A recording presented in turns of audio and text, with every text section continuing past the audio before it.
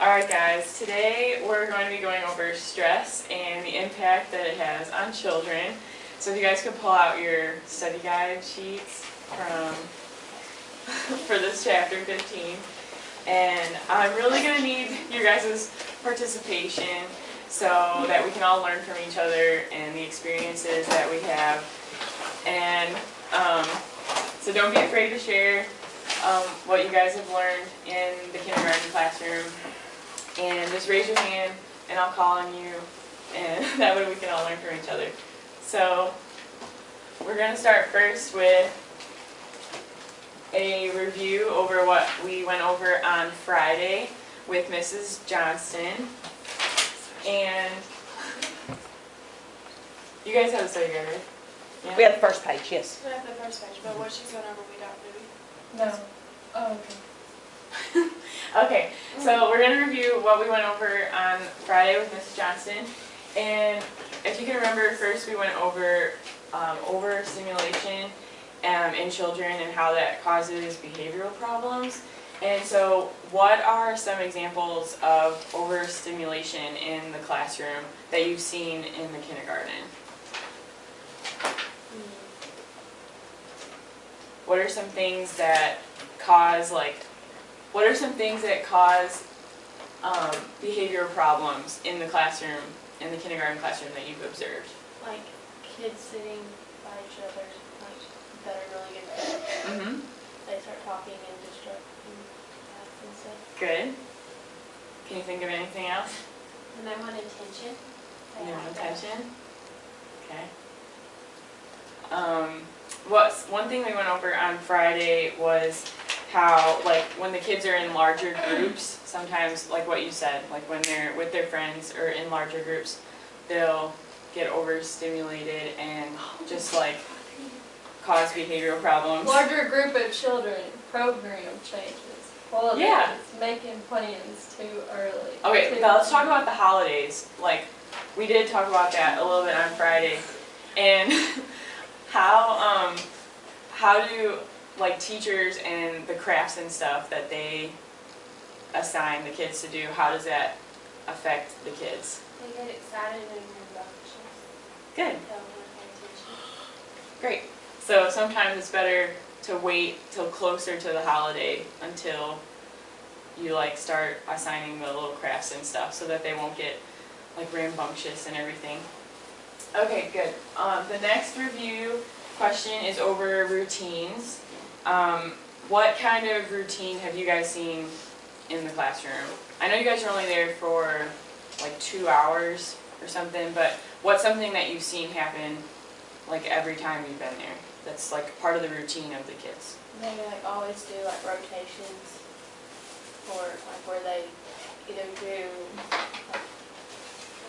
work on the computers or whether they do worksheets.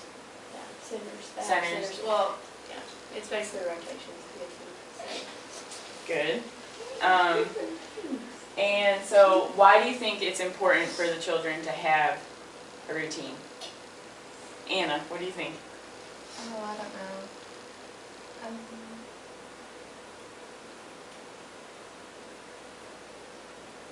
It's easier for their mind, I guess, to comprehend. So that they If know. They just keep doing the same thing over and over each day. Mm-hmm. They'll learn it quicker. Good. Yeah, it helps them like to know what to expect to happen next. If they know when they walk in the classroom every day that this is what they do first and this is what they do second, it'll just help them, and maybe they won't get like so overstimulated, like they'll know what's happening next. Okay, the next review question is, what are some things that cause the children you work with to get frustrated? It's kind of along the same lines as the overstimulation, but like some things on the study guide that we had talked about. What are some things that can cause frustration in the kids? Yes? No? When you force the children into activities that you haven't like showed them how to do yet. Good. Sydney? Oh, okay. Yeah, you know. When there's not enough toys or all of them for sure. Good. A bunch of children, there's not enough police. If somebody takes a crayon and they want it back. So if there's or not a enough, pencil, yeah. like if there's like one Spider-Man action figure and 4 little boys fighting over You need it, to have one of those. that's good. That's gonna be That's something frustrating. that would happen with our kids. And then along the same lines, just what can the teacher do to relieve that child's frustration? All right, Elizabeth. Active. They need to be active to relieve frustration. Good, good. We'll talk about that in the next question, actually. Elizabeth, what are some activities that the aggressive children in your classroom should participate in to help relieve some of their energy? We have the kitchen. Recess. Recess? Get out some of that energy outside, running around, playing. PE. PE.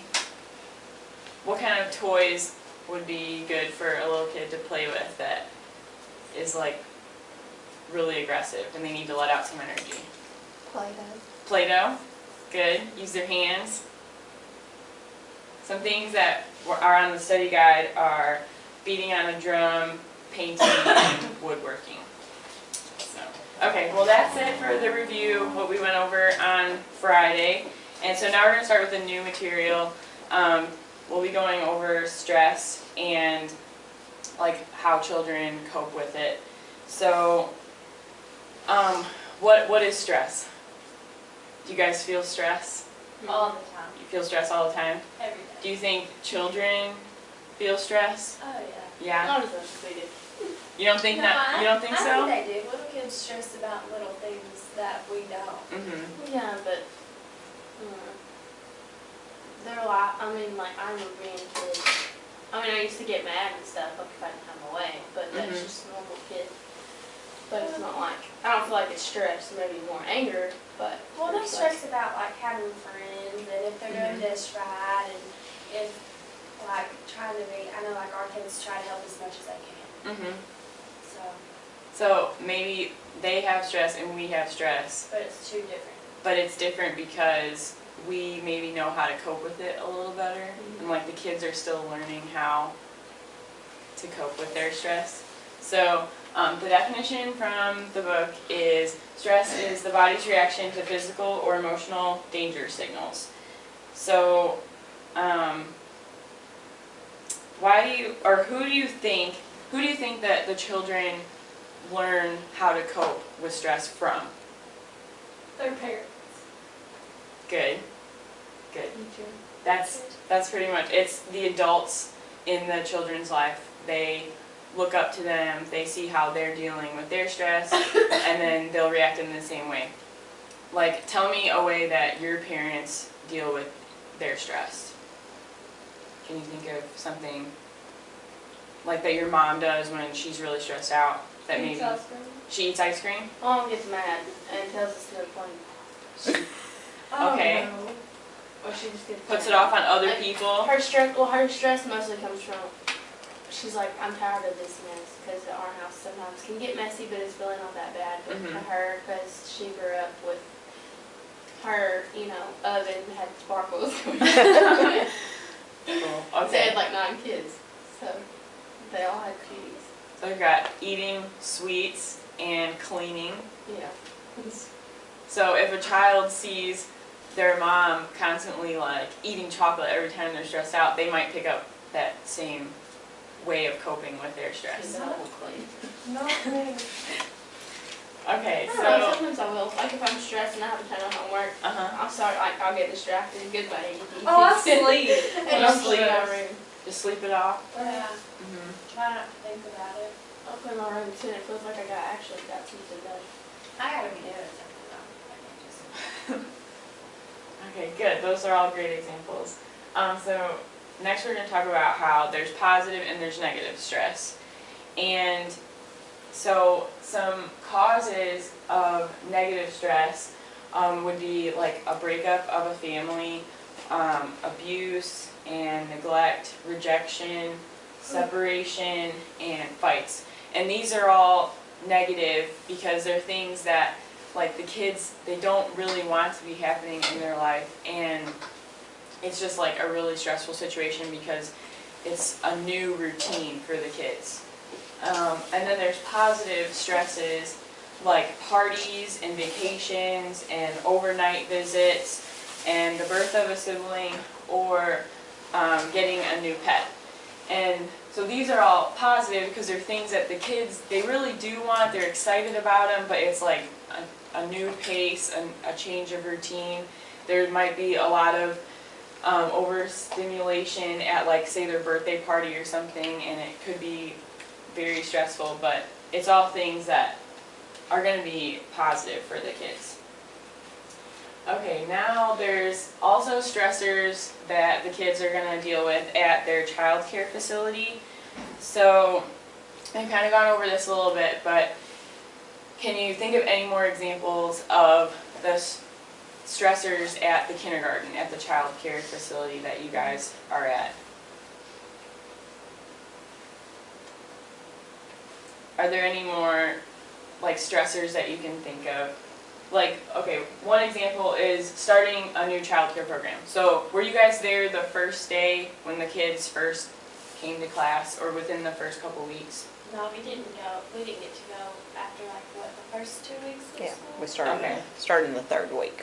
And But like, they're kind of stressed, like, when they first started doing their routines, like, when we first got there, they mhm, were still kind of iffy about, like, they have a chart of The where. colors. Yeah, of where they're supposed to be, like, certain Mhm. centers at certain times, and they would get confused and have to go look at it. Now they know exactly Now they where they're know. supposed to go. so like at the very beginning, when the routines were They forming, would run around it was a new place, and sometimes, like, kids will come in like halfway through the year, they'll transfer. I mean, some of you guys I know have transferred, and so that's always kind of a stressful situation.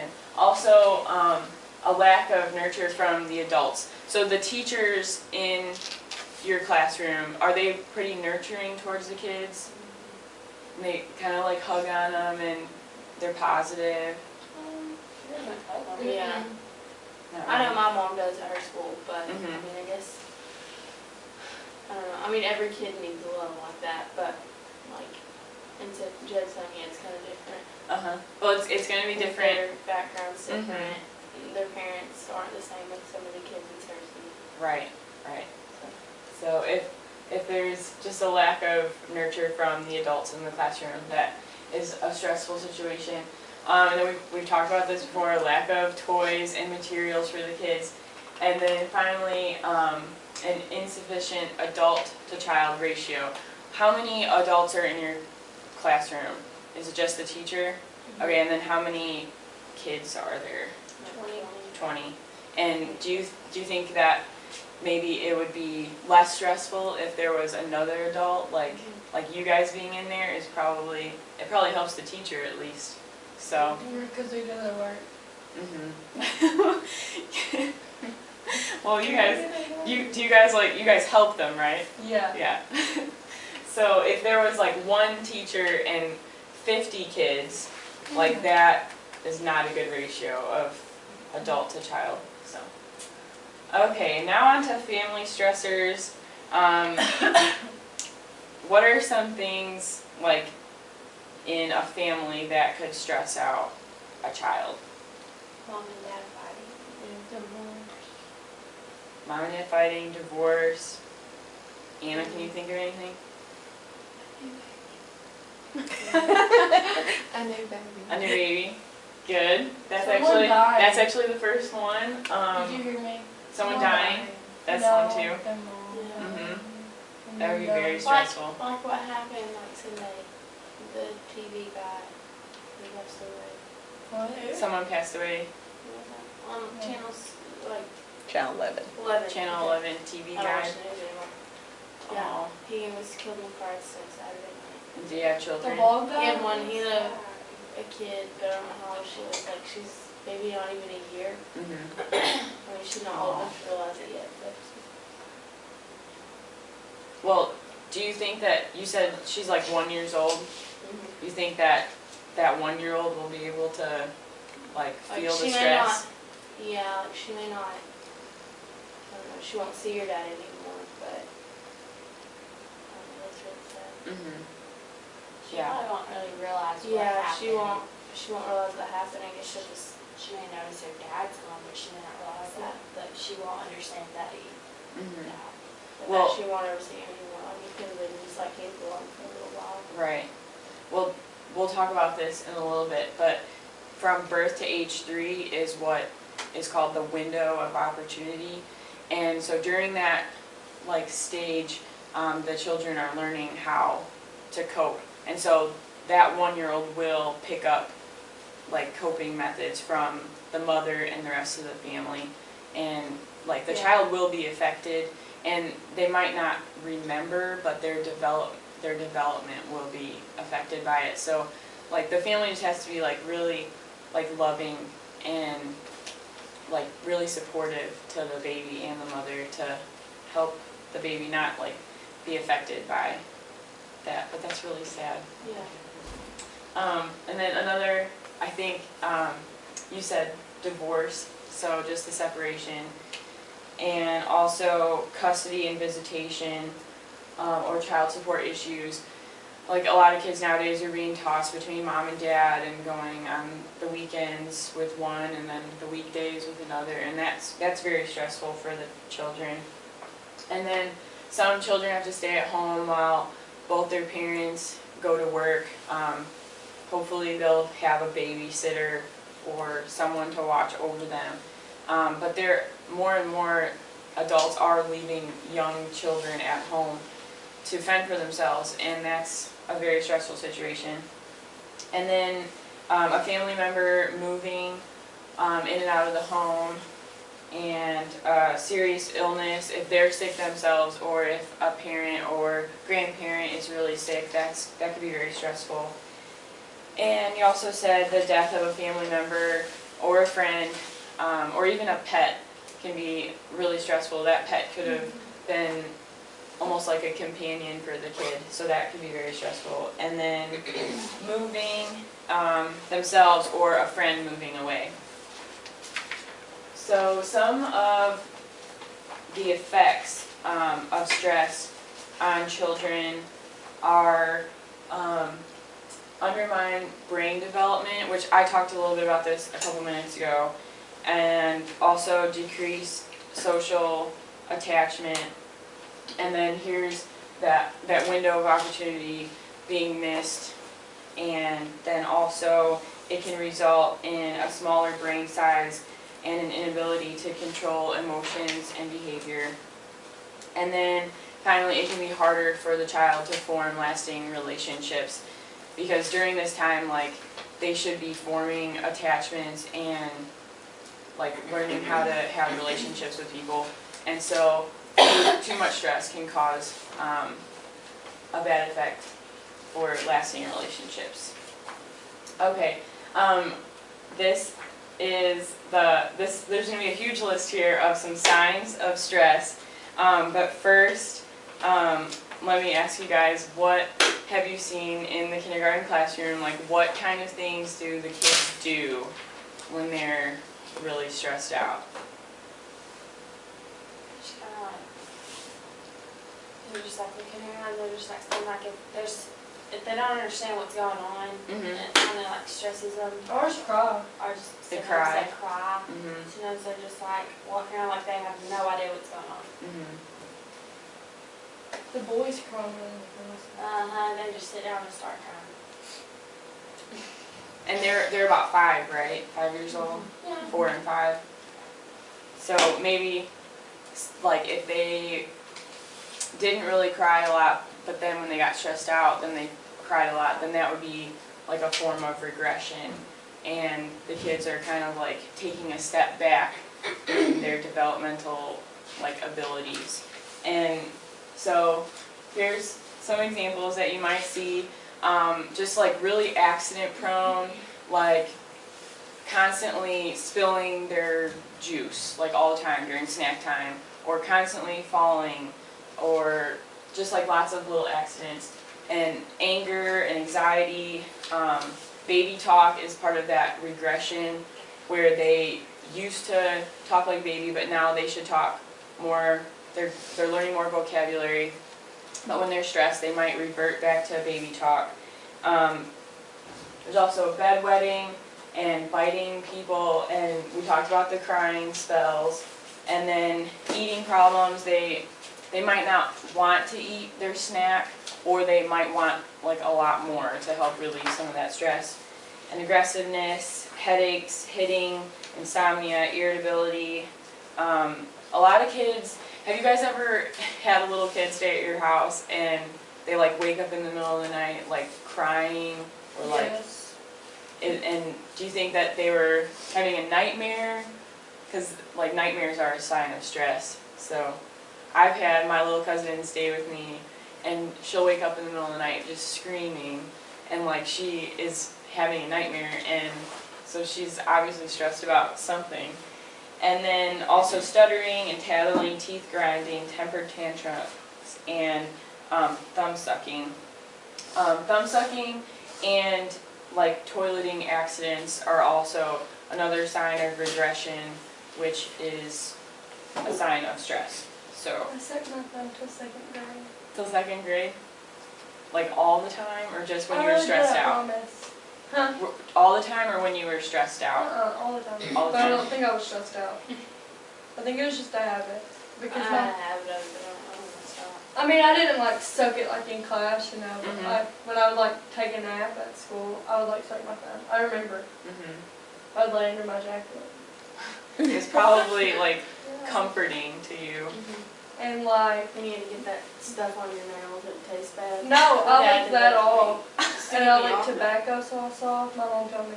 She was trying to Yeah. get you to stop. And I couldn't like stop. Mm-hmm.